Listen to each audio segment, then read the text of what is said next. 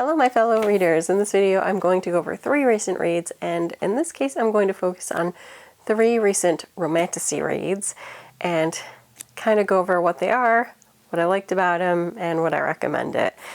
So I think I'll go by order of when I read them. And so the first one would be Slinger. This one is not my favorite of the bunch, but I did enjoy it. This one is full of a lot of twists, I guess. Bryn is trained and working with this one group that seems to be going against the government at the beginning of the book.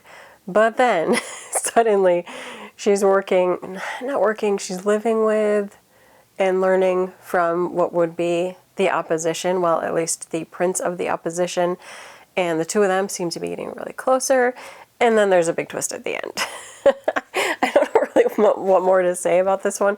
I think it's been reviewed a lot of other places. Like I said, it's not my favorite, but I think the twist at the end had me thinking I do want to pick up the second book.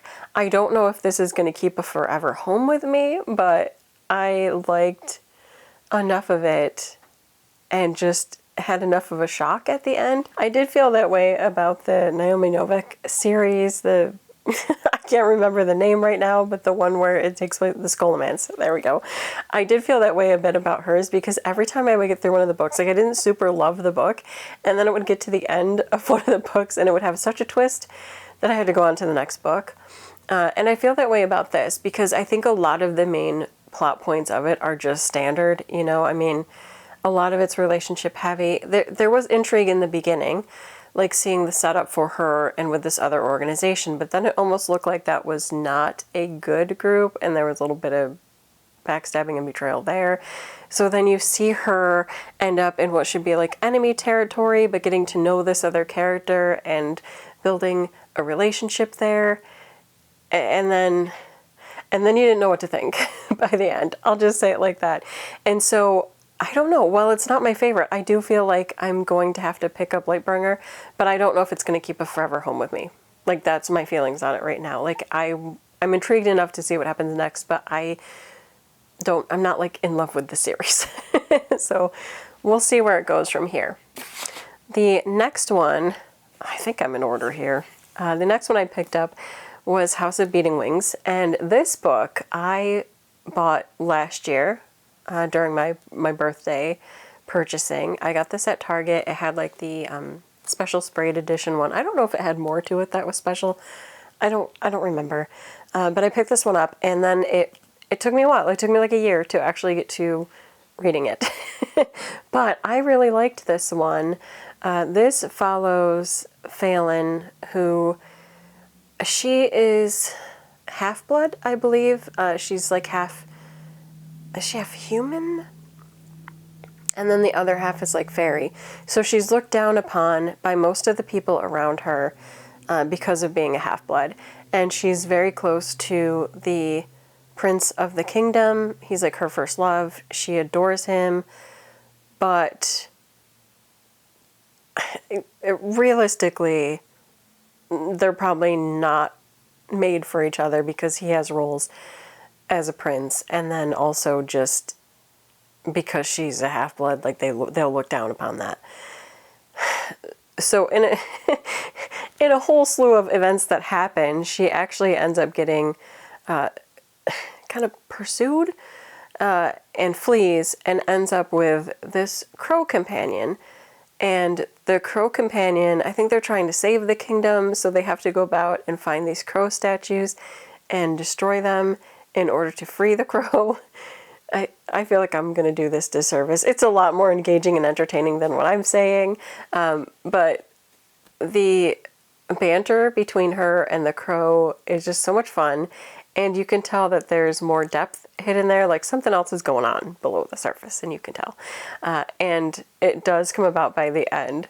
So what do I think's going to happen? Well, I will just say that Phelan ends up kind of, even when she meets the crow, is kind of like is seen as an enemy of the state because things happen. And I don't know, I don't want to give everything away, but things start getting revealed about and through the crow, and it's getting intense. And of course, that's where it leaves off. And so I did pick up volume 2 recently. I'm going to read it and see where the series goes. I was intrigued enough by this one to really enjoy it and find out like where else the lore is going to go. Where's the story going to go? Again, I think there's bits of this that's very, if you know the genre, you're going to kind of know where the story is going, but it's still fun. It's fun to be on that adventure, learn the differences of the characters, and then kind of see where they're going to go. I don't know. I liked it. I liked the writing. I liked the banter. There's a really awkward love scene early on in the book that just, it kind of makes you cringe. But I thought it was good because you're kind of seeing, like, ideals don't always play out. That's all I'm going to say. And it was good. I would recommend this one. And then lastly, I tackled Direbound. I now have to do Furybound because that was released very recently and it's waiting for me. But this is my beautiful Fairy Loot edition of the book. It's gorgeous. I love it so much. But also really liked the book. This is... And I feel like I'm doing it a disservice saying this, but it is quite a bit like Fourth Wing, but with wolves. The only other difference is that getting right into the beginning of it, our main character here, ooh, I'm so bad with names, Marin, that's right, Marin. Marin does fighting in a, I don't think it's underground, I think they're allowed to do it, but she fights in order to win money. She has her neighbor who was her trainer for this. She's trying to have enough money, one, to get medicine for her mother. Her mother has a condition rather like a dementia or an Alzheimer's, and so she's not always mentally sound enough to take care of Marin and her sister. And so Marin is really the one who's trying to be the breadwinner and make enough money to support the mother and the sister, and of course her. And she has a partner who she really likes and who will care for her, and everything seems to be okay. Like, they're not living the best life. There are the soldiers in the area who are doing a lot better. I mean, just like financially and everything, and the government views them as better. But in general, her life is okay. If it stays like status quo, she'll probably be okay. I mean, it's hard dealing with her mother, but she's fighting it. And since she has such a supportive partner, she feels even better. But then, dun dun dun, the big setup, her sister is abducted. There are... I don't remember what the word is now, but there are a group that come and they take at least the children, but I think they might take older people sometimes too. I don't know. They kidnap people. So this happens to her sister. In a fit of kind of grief and worry, she ends up enlisting in the military, which is her best chance to get closer to where her sister would have been taken to. And she ends up having to go through the trials in order to be an elite soldier. And so throughout the trials, if you pass, you end up getting a direwolf. And she does end up getting a direwolf. And you know, like Fourth Wing, she's going through all of that. So you see like the class of soldiers that are with her. You'll see some people make it, some people won't make it. And she wins? I don't know. Partners with a very good and probably very elite direwolf, and in the course of which too, she ends up meeting one of the fellow direwolf soldiers who was always seen as one of the ruthless, I don't remember if they call them generals, whatever, but ruthless higher ranking captain people, I don't know. I can't remember my details of titles very well, but ends up meeting him, and of course there's like that spark of, I hate you because you're my enemy and you scared my sister when we were there, but also there's an undercurrent of attraction, obviously, because that's just the way it's going to go.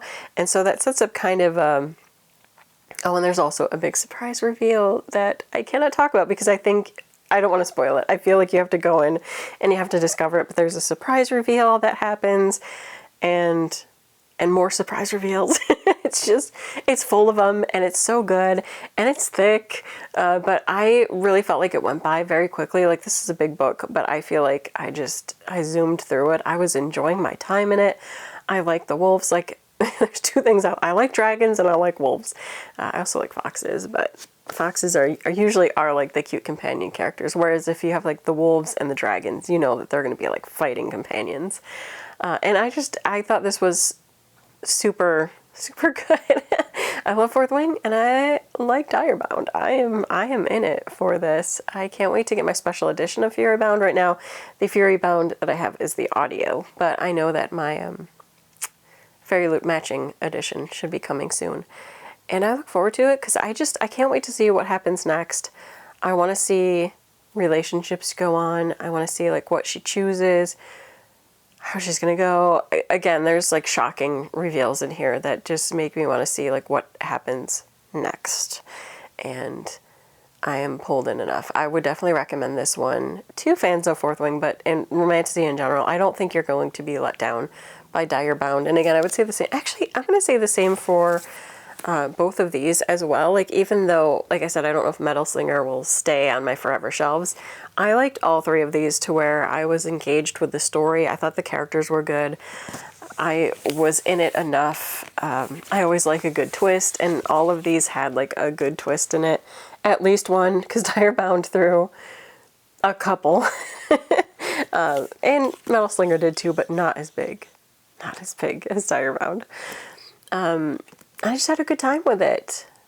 I was contemplating, and I might still, doing one that is just recent fantasy reads, because I really want to sell this one, Thistlemarsh, which is not romantasy enough to be romantasy, though there are romantic elements, and it's really good.